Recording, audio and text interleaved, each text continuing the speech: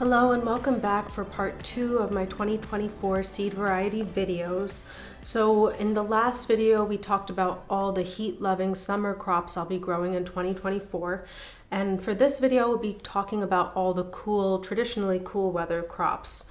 And make sure if you haven't seen my first video that you do go back and watch that, because I do explain the rationale for all of my choices for this year.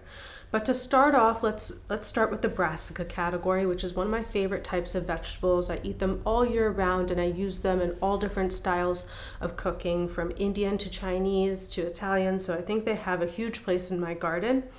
And I want to start off with broccolis, and actually the first variety of broccoli I want to mention I don't even have with me because I forgot to order it, and I'll be going back and ordering it soon. And that variety is my fall variety of broccoli, which is Calabrese.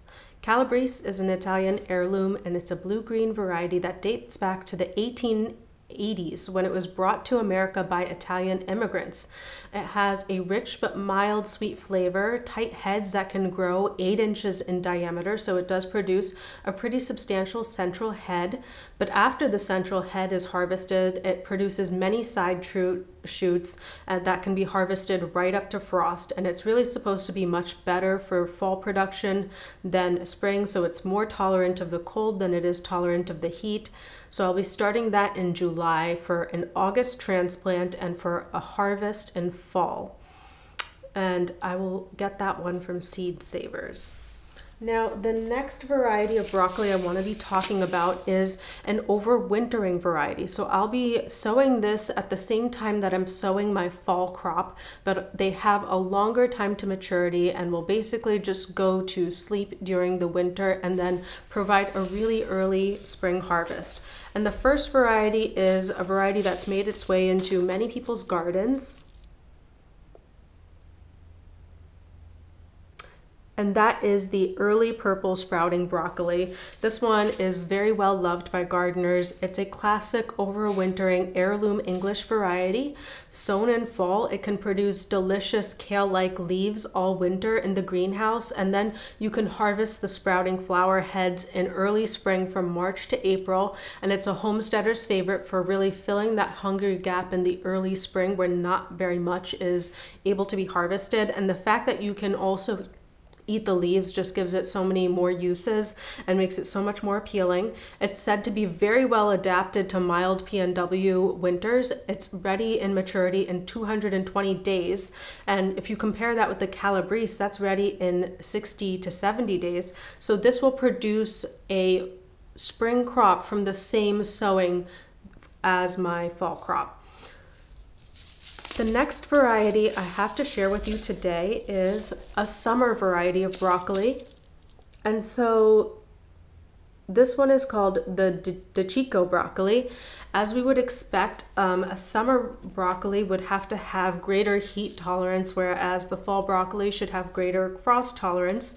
The Cicco is an heirloom Italian variety like the Calabrese, but this one also has a mild sweet cabbage flavor, and this one is useful for its tender stalk, so you can use a lot of the stalk too. So again, double usage. It has a central head that does form, but then it's really also valued for its many side shoots that mature at different times, allowing for multiple harvests or cuts throughout the growing season. It produces well into summer, and the leaves are also edible. It is ready in 50 to 60 days, so it's even shorter maturing than the Calabrese, which is good for our springs because they can heat up quite quickly. And I bought this one from Botanical Interests last year actually. It's also available at Seed Savers, and it's again an early summer producer from an early spring planting. Now the last variety of broccoli I have to share is the Piracicaba broccoli. And this one has quite a reputation for itself as well. It's a favorite in many gardens. This one is an heirloom Brazilian variety. It is known for having really fine, mild flavor, and it's also known for being very, very heat tolerant. And it has small, loose heads that are actually more similar to broccolini. It's very well reputed for its sweet flavor. So a lot of people actually report that this is their favorite variety of broccoli, bar none. Even though it has that great adaptation for our climate, it's also really renowned for its flavor. So this is a perfect fit for so many of our gardens, especially when we have really hot, oppressive summers. I don't know how far it'll make it into the summer, but I'm hoping to have it for an early summer harvest. It does tolerate temperatures in the mid 90s reportedly, but we do get heat waves in the hundreds now annually. It was never the case previously in the Pacific Northwest, like 10 years ago when I lived here, that would ever happen, but now it's happening every year. So we have to adapt with our environment, and this Brazilian heirloom of variety of broccoli is the perfect way to do that. It's ready in 55 to 65 days, and it's from adaptive seeds. So really excited to try the Piracicaba broccoli. Next, let's move on to cauliflower varieties. I love cauliflower. I use cauliflower in so much of my cooking, and I did have some success growing this last year, so I'm excited to try it again and try to have crop available all throughout the year so that I can always make dishes with cauliflower. The first variety of cauliflower I have to share with you today is the Durgesh cauliflower. This one is supposed to be a very reliable variety from India, and it's known for superior heat tolerance, self-blanching ability, and it has supposedly an excellent storage quality.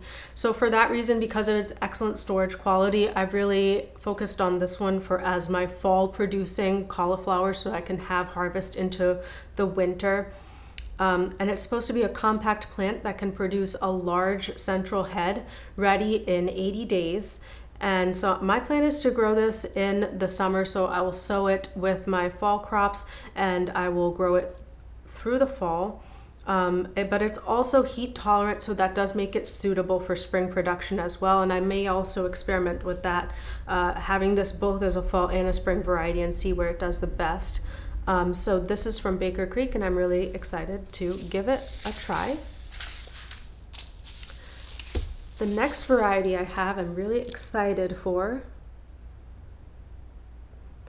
This is the Broccolo di Bassano il bonorivo. This is a unique heirloom Italian variety with superior flavor and edible leaves, so double duty here, from Bassano del Grappa.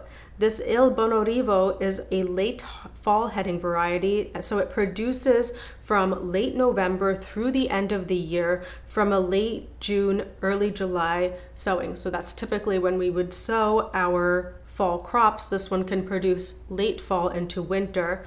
It's ready in 130 days, and I got this one from Uprising Seed, a really unique variety you won't find many other places. And I also wanted to mention its cousin that I don't have, but I want to order actually really badly now that I'm thinking of it, which is Broccolo di Bassano il tardivo. Now, il tardivo, meaning slower, is a slower maturing variety. So whereas this one is ready in 130 days and is suitable for late fall production, that one matures in 200 days. So that's like an extra 2+ months. And it has like the same rich flavor that's supposedly similar to Romanesco and edible leaves. But the big difference is that from that same sowing in July, transplanting in August, it actually will be a overwintering variety that you can harvest in early spring from March to April. So just like the purple sprouting broccoli, this one will be available during that real hungry gap in the early spring. Also available from Uprising Seeds. So that's the Broccolo di Bassano il tardivo. Another overwintering variety that I actually do have, and I'm really excited to give a try, is the Prestige cauliflower. So Prestige is more of the classic cauliflower flavor. It's supposed to have very good cold tolerance. It's notable for that. And so it showed about 80% survival through severe winter temperatures down to the 16 degrees Fahrenheit for a week of nights. So that's about as cold as it gets in the Pacific Northwest. That's like the significant cold polar vortex freeze would be going down to that, and this supposedly did well even in those conditions. And it says, although the heads can appear small at first, they do steadily grow to a very large, pure white dome, so it's a great quality of crop. So this one, unlike the Il Tardivo Broccoli di Bassano, which was 200 days, this one is an even slower maturing variety. This one is 270 days. So sowed as a fall crop in July, transplanted in August, this one will only be ready for harvest in April through May. So later in our spring season, but still in that mid-spring range. And I got this one from Uprising Seeds, same as the Broccoli di Bassano bonorivo. Now the final variety I want to mention is actually one that I grew last year. So this is the Purple of Sicily cauliflower. It's also called, it also has an Italian version of that name at Seed Savers, but I think it's the same crop that's available. And this one is known for its heat and insect tolerance. And I did grow this last year and I had moderate success, but I did have some bugs on it. So I'm gonna try again all of my brassicas with good bug netting this year. So I think that'll be really the key to success, setting myself up for success by preparing and getting these bug nets up. This is the Purple of Sicily, an Italian heirloom variety with brilliant purple heads that weigh 2 to 3 pounds, and it was a substantial head. And it's supposed to have a fine, sweet flavor, self-blanching with some insect resistance. It tolerates temperatures in the 80s and 90s. So that's really why I selected this one as my spring sown, late spring, early summer crop, because we do get heat waves now also regularly. In the springtime, we'll get heat waves in the 80s and 90s. So sometimes that can upset our cool weather crop planning. So really important to have varieties that are adapted to the heat when we were trying to sow them in the spring. So this is available in 70 days and I got it from Baker Creek. So going along with our brassicas, the next variety I want to talk about is our kales.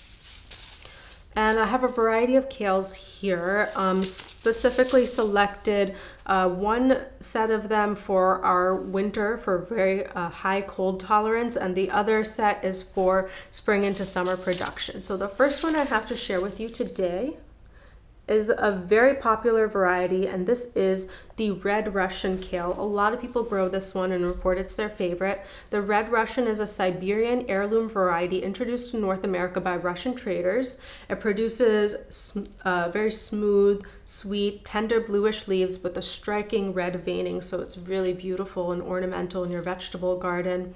It has incredible cold tolerance that really improves with cold weather, and it's supposed to tolerate temperatures down to -10 degrees Fahrenheit.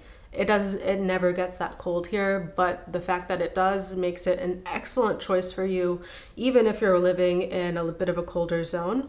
And it's ready in 50 to 60 days. So I'm really excited. My plan is to plant this in August from that same fall sowing, and to pick it throughout the winter using a cut and come again method. The next variety I have to share, this is another winter variety for me. This is Judy's Siberian White. So this is an heirloom variety known for its super sweet flavor and cold tolerance. This variety was selected at a community farm in Washington State, so it's one of those really great locally adapted seeds. It's another strikingly beautiful variety, silvery green with white veining. It's noted for being actually even hardier than the Russian Red, and that the frost is supposed to intensify its sweet flavor. It's supposed to hold into November without protection and thrive in an unheated greenhouse even if temperatures go below 0. And it's ready in 60 days. So same plan for the Red Russian and the Siberian White. Plant them for a fall crop and pick them throughout the winter. Now the next variety, this one is a regrow for me. So I did grow this last year and I did harvest quite a bit, but again I got bugs, so my plan is to net it up this year. This is the Nero di Toscana. It's one of the most treasured varieties of lacinato or dinosaur Italian kale. It's an Italian heirloom from the early 1800s in Tuscany. It has a bold, classic kale flavor, unlike the Siberian and Russian kales, which are quite a bit sweeter and milder. This one has that bold classic kale flavor that a lot of people are coming to love now. It's unusually tolerant of the heat, so these can produce leaves well into the heat of the summer, and it's ready in 60 days. And I got these from Baker Creek last year. Now for our cabbages. I haven't grown very many cabbages. I just didn't sow them quickly enough to get a harvest of the red acre that I did have last year, but I'm ready to give it another try, and I think it'll be really nice. Even though I don't eat a lot of cabbage in my diet, if I could find ways to incorporate it, like I know South Indians make a really nice cabbage poril, I think that will be a fine addition to my garden. And the first variety of cabbage that I have to share with you today is the Tiara F1 hybrid cabbage. Now this is a modern hybrid variety, and it's favored for its incredibly long storage time and its incredibly compact size. So it's supposed to, you know, maybe fit in within just a square foot if you're using the square foot gardening method. It's an early variety that's ready in just 65 days. And I think because it's a relatively early variety, it's actually suitable for maybe even spring production. We'll see. And I got this one from Territorial Seeds. Now this variety I had last year, but I simply did not get it in the ground soon enough. This one is the Red Acre. It's a compact, deep purple cabbage, open pollinated heirloom variety with a long storage time. So it's also noted for that long storage time, and it's also noted for that compact growth habit, which is what I'm looking for when I'm looking at cabbages. It's supposedly also a relatively early variety in 75 days, just not quite as early as the Tiara. And it is ready in about 100 days in the fall and winter. Because temperatures do drop, it does grow slower. And I got this one from Botanical Interest. So I'm really excited to give cabbage another try in my garden. I also want to briefly mention some new varieties of Asian greens that I'm interested in trying, and I haven't had a lot of experience growing these, but I'm excited to give it a try. The first variety here is a variety of Asian green that a lot of people have come to love and speak really highly of. This is tatsoi. It's an ancient non-heading mustard green that has been grown in Asia for thousands of years. That's favored for its really mild, sweet, tangy flavor. So this one's actually often compared to spinach in terms of its texture and its flavor. It's rich in vitamin C and other minerals, and it's productive in winter. So it's great to have a source of vitamin C in the winter when you're no longer eating your sweet peppers, and this will really fill that role. And supposedly it's tolerant of lows down to 15 degrees. Again, that's about as cold as it can possibly get. So if that's true, a fall sown crop should be able to a fall planted crop should be able to grow all throughout winter and provide me a harvest all through my winter. So it's supposed to have a mild, sweet flavor, again, that improves with a light frost. Again, great for us because we do get only light frosts here.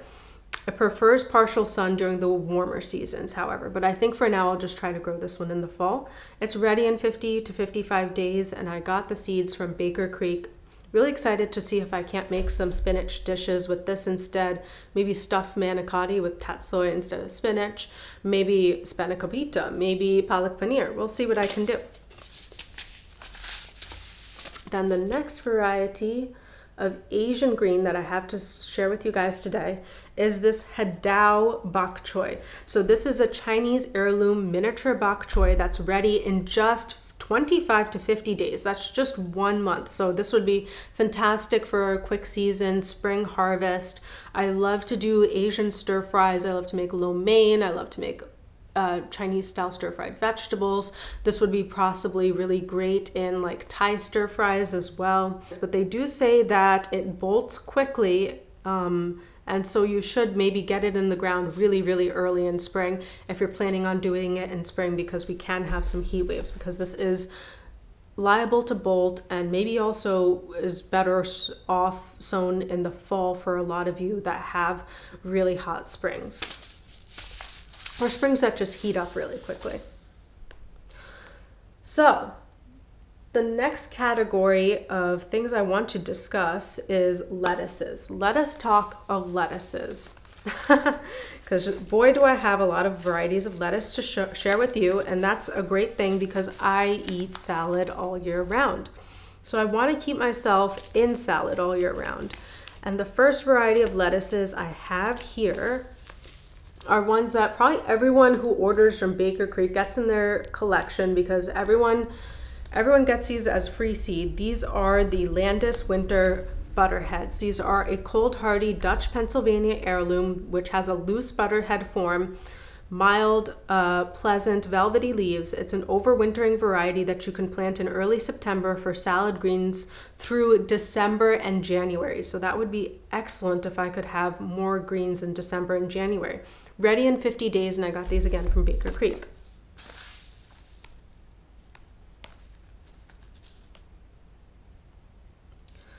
The next variety I have to share is this Eva Snyder's brown winter lettuce.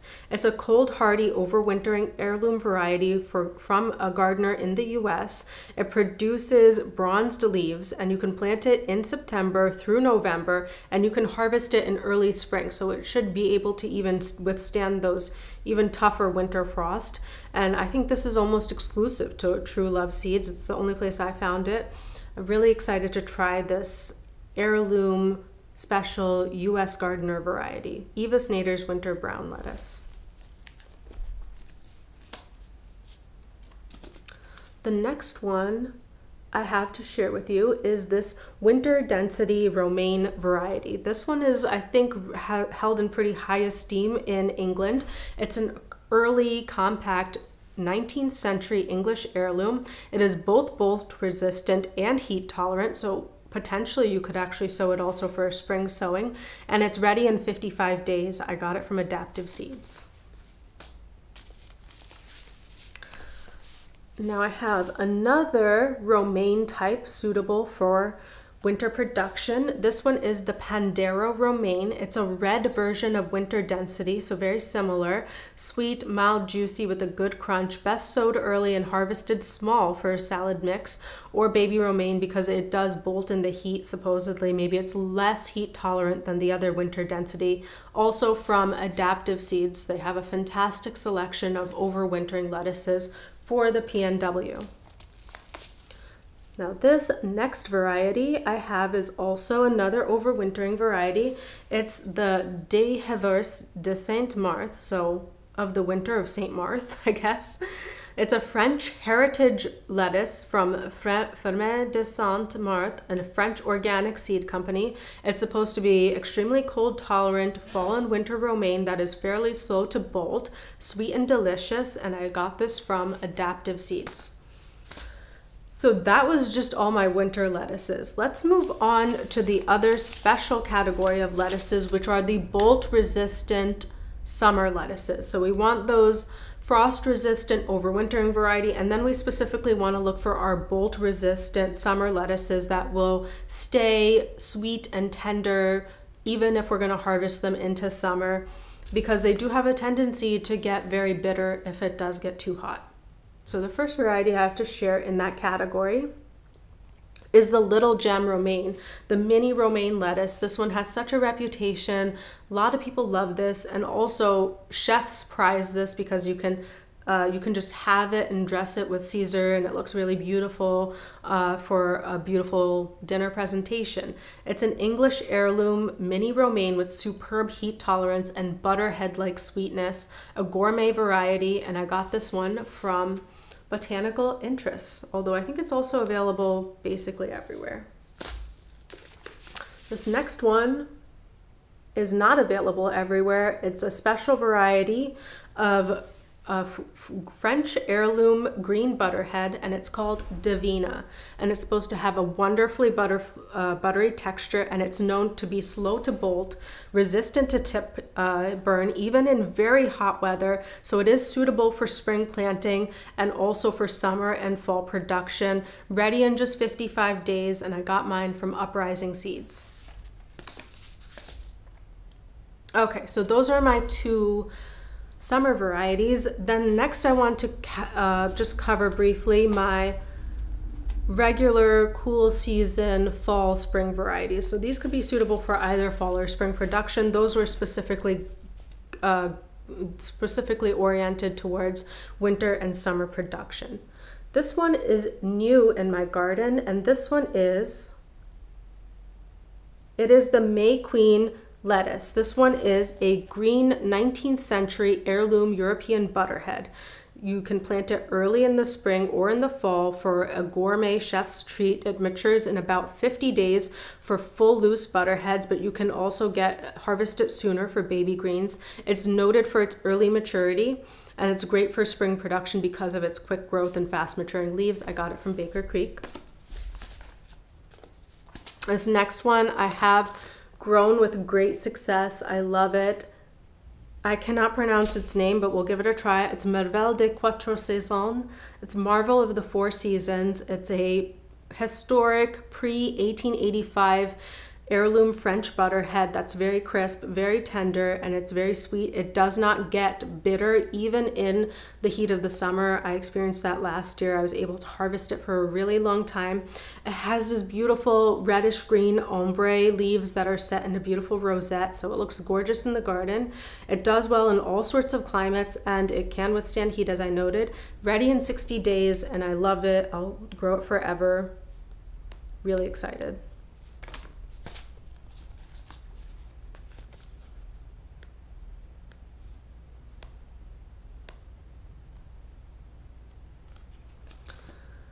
The next variety I have to share with you today is the Forellenschluss.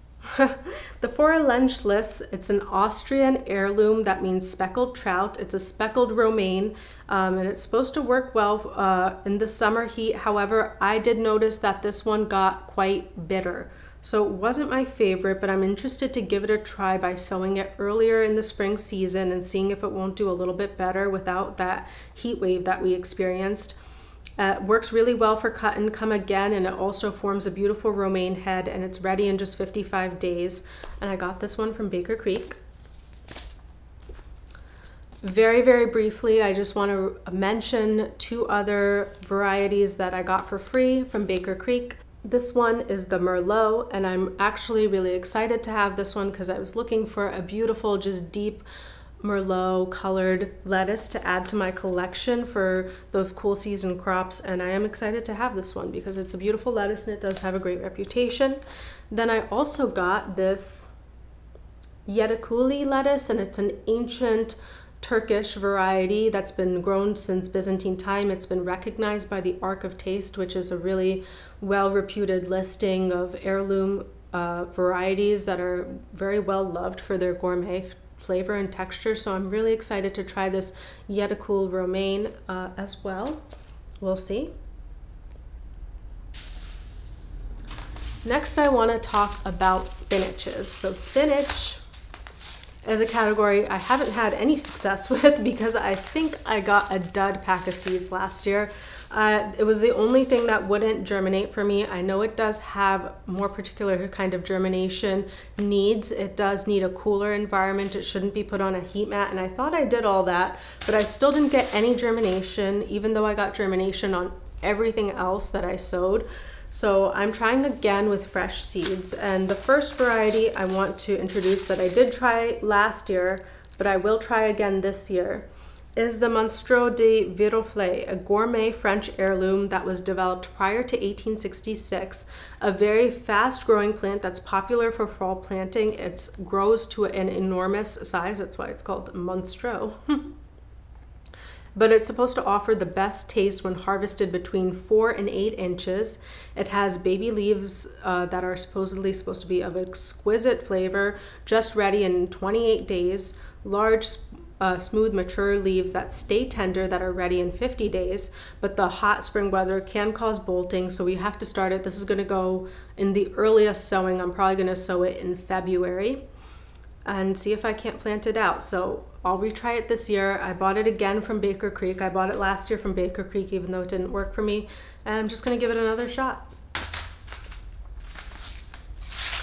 The next and last variety of spinach I have to present to you guys today is this giant winter spinach. It's also called Gigante de Inverno, I think, on Seed Saver's website. It's an old Italian heirloom producing impressively huge, smooth, dark leaves, a high-yielding variety recommended for fall crop, winter greenhouse production, or overwintering outdoors under mulch. So it is specifically an overwintering variety. It has that tolerance to the frost, ready in 50 to 55 days, and I got this from Adaptive Seeds, so I'm hoping it'll work really well with our Pacific Northwest milder winters.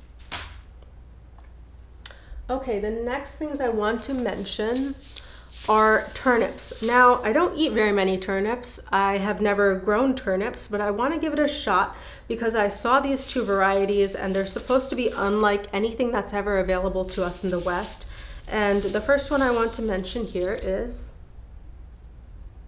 the Tokinsaki. So this one is also known as the Hakurai turnip, and it's supposed to be a classic Japanese heirloom, sweeter and richer in flavor compared to the European varieties. It's supposed to have a really crunchy, juicy root that can be enjoyed fresh, which sounds amazing, or pickled as is traditionally prepared. It's supposed to have delicious greens that provide surprisingly a healthy dose of vitamin C in the winter, and it's also very useful for its greens. It's supposed to have some of the most flavorful and best greens. So just like beets, turnips, you can use their greens as well. Double duty. Excited for this one. Ready in 50 days. The next turnip I have is another Japanese variety. This one is the Nagasaki Akari Kabu. It's supposedly the sweetest turnip. It's supposed to be a super sweet Japanese heirloom from Nagasaki with purple skins and white flesh and tender edible greens, ready in 50 days. Supposed to be very good pickled as it's traditionally prepared, but also delectable fresh. I'm interested to see if I can't put it in a salad. And I got both of these from Baker Creek. I think one of them is actually exclusive to Baker Creek, so that's really exciting. Now I have some radishes to present. I don't grow too many radishes, but again, I was inspired just by Baker Creek selection to expand my palette. So let's talk about first that fall turnip, the fall radish, sorry, that I'll be growing.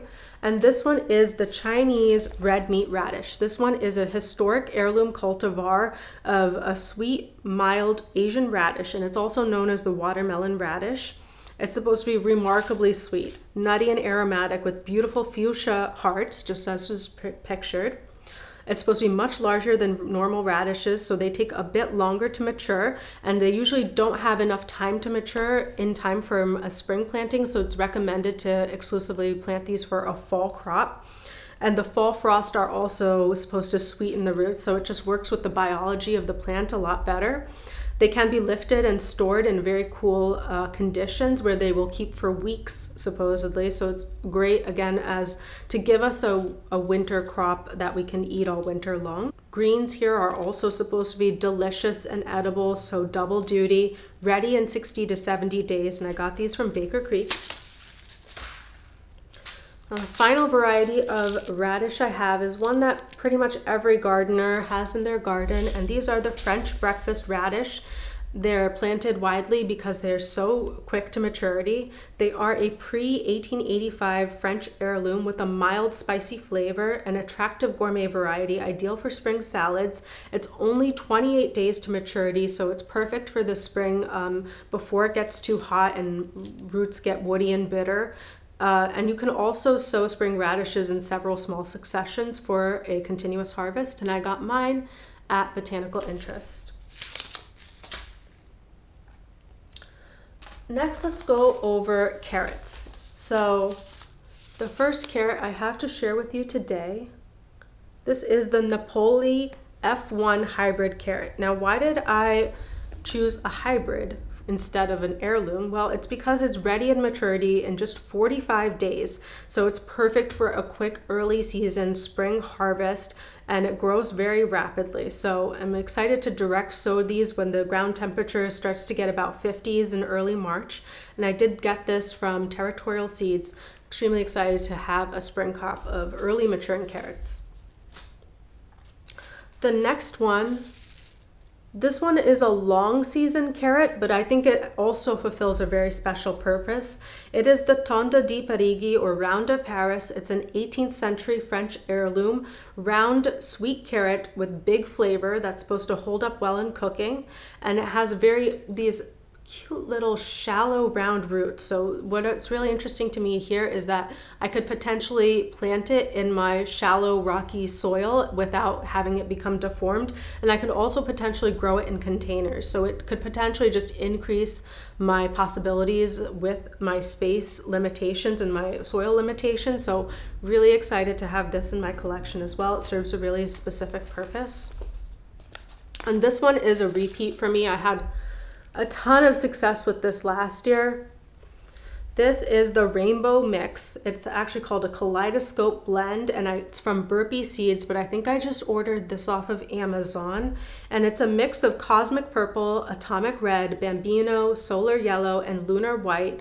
I sowed these, I think, right at the right time. I was concerned that I didn't thin them enough, that they weren't growing, but then out of nowhere, like in the early summer, I just got an excellent harvest of the most flavorful, best carrots ever. And that's why I'm so inspired to grow more carrots, because this was so good. I know carrot seeds can go off quickly. Both carrot and beet seeds are one of the few seeds that you have to replace very frequently because they don't keep for years like all the others. But I think it can last at least 1 year, and I did have good germination last year, so even if it's a little bit spottier, I think maybe that'll just mean less thinning, right? So I will give this one another try and then maybe reorder next year, but I've been really happy with this blend. And speaking of blends, let's talk about my beet blend. I got this again off of Amazon. I got this off of Amazon from, I guess, a company called Seed Needs, and this one is a rainbow blend of beets. It's a blend of the dark red Detroit, the golden Detroit, the Chioggia, which is a beautiful striped Italian variety of beet, and the albino white beet. I don't think I got very many white beets though. And it also, I think, has the Cylindra elongated beet in there as well.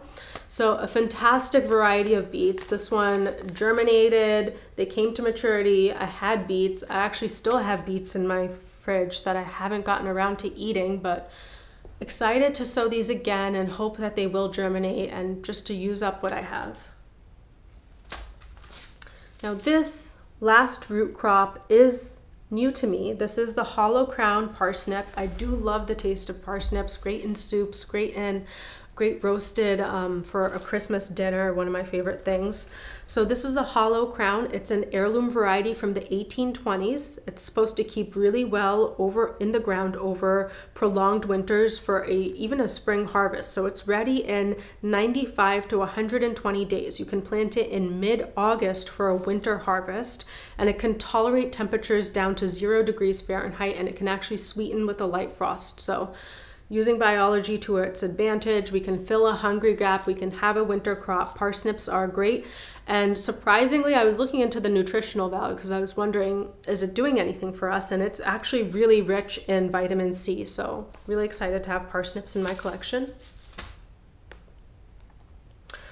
Now let's say a word about garlic. I kind of was rushed to plant my garlic this fall, so I just got a no-name variety of hardneck off of Amazon. So it will produce the scrapes that I'm going to enjoy in the spring, unlike the soft necks, which don't produce scrapes. But next year I really want to try the music variety because I've heard really great things about that, and that's available at HR Seeds, and I do want to place an HR Seed order next year.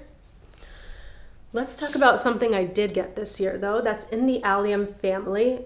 Again, even though I don't grow round, large onions yet because of my space and soil limitations, I am interested in this verdonette leek. And the reason I'm interested in, because it's so shallow rooted, I think I could grow it in ground even and still have it do a good job.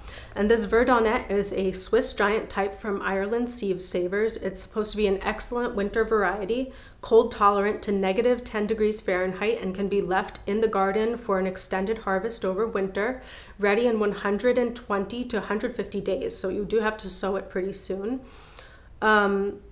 It's from Adaptive Seeds, and I'm excited because I love to make potato leek gratine, and leeks are actually also quite expensive.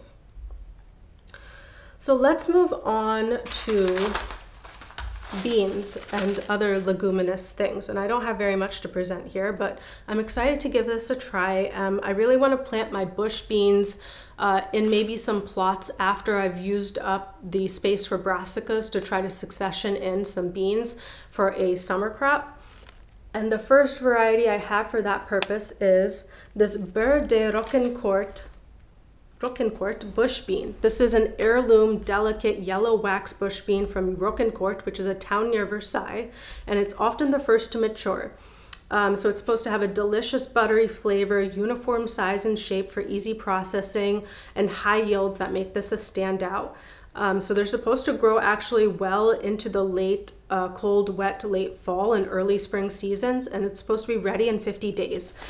So ready quite early, so I'm excited to try to actually use this maybe in the late spring, early summer, and I bought these from Adaptive Seeds. Now, two more kind of unusual varieties that I'm using for overwintering purposes. This one is the Oregon Sugar Pod. This one is supposed to be a productive, compact, disease-resistant variety developed at Oregon State University. It's supposed to be specifically bred for the cooler PNW varieties climate, and it is an overwintering variety, ready in just 60 days. So planted in late spring or early October, you can harvest this in May. And then I'm thinking about planting that in the area that I will use in May for my peppers and eggplants so that I can have some sort of successional rotation going on there. Now, you are supposed to keep peas away from onions and garlic, so I'll have to keep that in mind when I'm doing any interplanting. But I got these from Botanical Interest, really excited to try some non-shelling sugar pod peas. And now finally, the last variety I have to present to you guys are these Windsor fava beans. So Windsors are an heirloom from 1863. They're supposed to have a delectable nutty bean pea flavor. They're supposed to be exceptionally cold tolerant to 10 Fahrenheit, and they're supposed to grow best in cool weather conditions below 75 degrees Fahrenheit. So they're supposed to be pretty resistant to needing staking. They're only in high winds are they said to need staking. Frost tolerant, as I said. So planted in November, I should be able to harvest these in April, May, and I'm thinking about using them in the area I grow my tomatoes, and I got this from Botanical Interest. All right, guys, so thanks for sticking with me through this really long video, and I'm really excited to show you how my garden grows.